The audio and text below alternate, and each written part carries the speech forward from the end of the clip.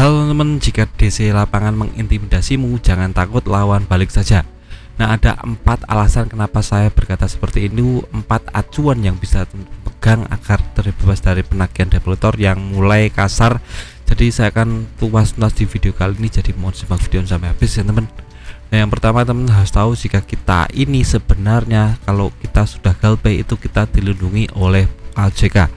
Nah, ini dituangkan dalam peraturan OJK nomor 19 tahun 2023 yang menyangkut tentang pinjaman online, tentang SOP penagihan, tentang hal-hal yang menyangkut tentang pinjaman online. Nah, ini sudah jelas jika kita galpay itu untuk penagihannya tidak boleh berkata kasar, mengintimidasi, membuat sara atau melakukan hal-hal yang lain yang berkaitan dengan cara-cara kasar. Itu sudah resmi ya teman. Kalau kita sampai diperlakukan ini, kita harus langsung lapor OJK, lapor security tempat, jadi kita bisa aman karena kita 100% dilindungi oleh OJK. Jadi jangan pernah takut tentang masalah ini. Yang kedua, santai saja karena kita aman dari perkara hukum.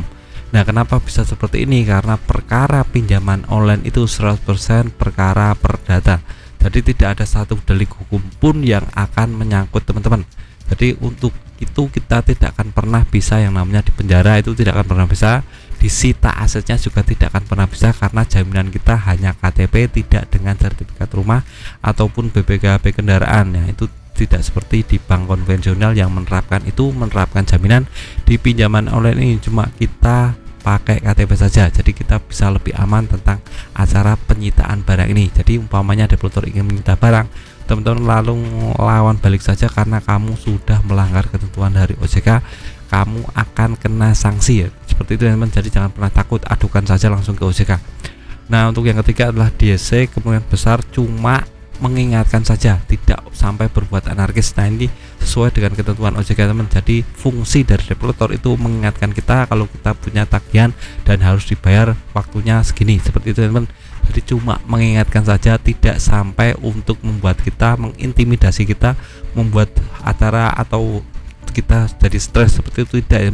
Jadi fungsi mereka cuma mengingatkan, tidak sampai untuk membuat kita stres atau mengintimidasi, membuat perlakuan kasar. Jadi ini harus teman-teman camkan atau tata di pikiran teman-teman. DC itu tugasnya cuma mengingatkan kita, seperti itu.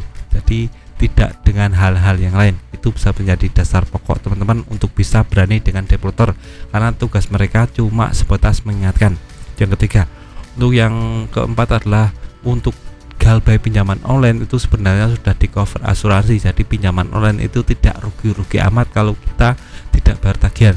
Cover dari asuransi ini mengacu pada peraturan OJK yang terbaru. Jadi jika kita pinjam 1 juta itu otomatis pinjaman online langsung mengasuransikan pinjaman kita. Jadi kalau kita galpay itu dapat dari asuransi ya teman. Jadi sekitar tidak 100% tapi cuma mungkin 80% di cover asuransi.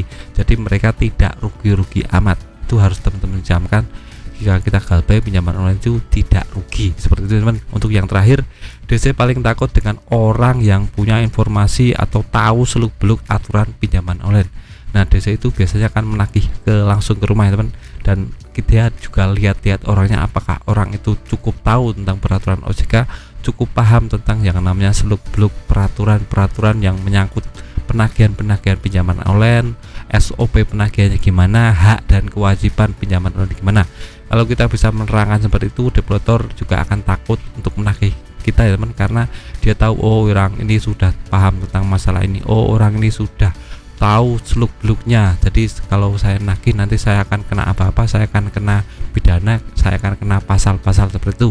Developer juga paham tentang ini, jadi mereka lebih menitik beratkan orang yang tidak tahu, tidak paham, tidak punya informasi penting tentang masalah ini. Jadi umpamanya dia menagih, kita bisa langsung jawab, kamu jangan intimidatif, saya sudah tahu aturan tentang penagihan OJK, saya sudah paham tentang masalah ini. Jadi kamu misalnya berkata kasar atau yang lainnya, saya bisa langsung panggil security karena kamu sudah melanggar peraturan OJK, seperti itu teman. Jadi jangan pernah takut nanti karena kita sudah tahu informasi penting tentang masalah ini.